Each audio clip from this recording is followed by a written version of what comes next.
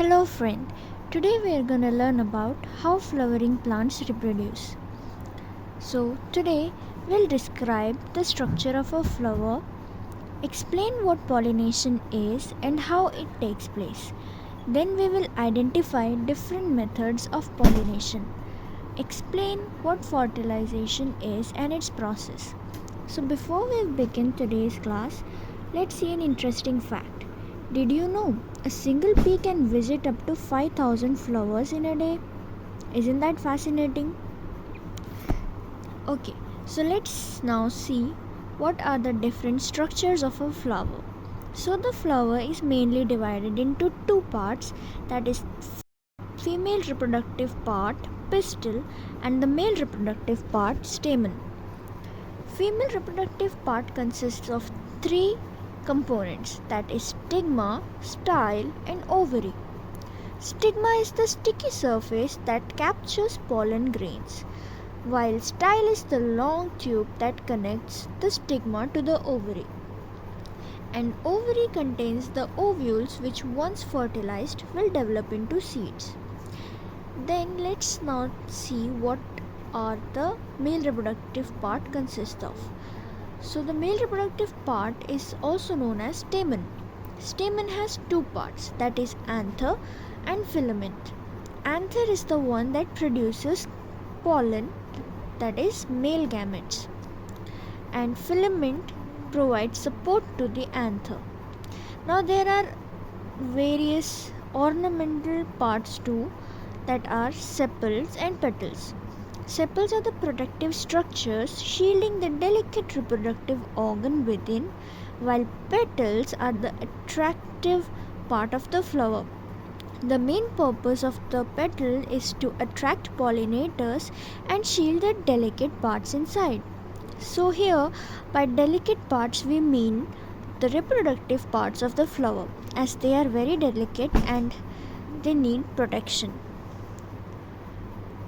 Now let's see what pollination is. Pollination is the process of transferring pollen grains from the male part, that is anther, of one flower to the female part, stigma, of another flower of the same species. And why pollination is important? Pollination leads to seed formation, essential for plant growth and reproduction. The production of fruits that humans eat are also produced from seeds. As a seed grows and turns into a tree, and tree later on provides us fruits that we eat. Now let's see what fertilization is. Fertilization is a process by which the male and female reproductive cells, that we also call as gametes, combine to initiate the development of a seed. Why fertilization is important? Because fertilization is essential for maintaining the diversity of plant species, the functioning of ecosystem and food production. So now let's see what is the process of fertilization. Fertilization is the first process in which the pollen on the stigma germinates and sends a pollen tube down into the flower's ovary. This tube delivers the male gamete to the ovule where fertilization occurs. Next step is seed formation. Here the ovule develops into a seed and the flower's ovary matures into a fruit, enclosing the seed. The third and last step is seed dispersal and germination. The mature fruit can be eaten by animal, carried by wind or float in water, allowing the seed to be carried to new locations and grow into new plants. Now let's see a quick recap of today's session. So first we studied about the structure of a flower, where the female part is called as pistil.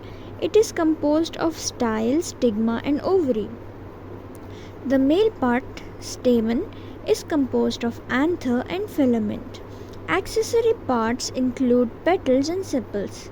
Then we saw what is pollination. Pollination is a process by which pollen of a flower is transferred from the male part anther of one flower to the female part stigma of another flower of the same or a different but compatible species. After pollination, we learned about fertilization.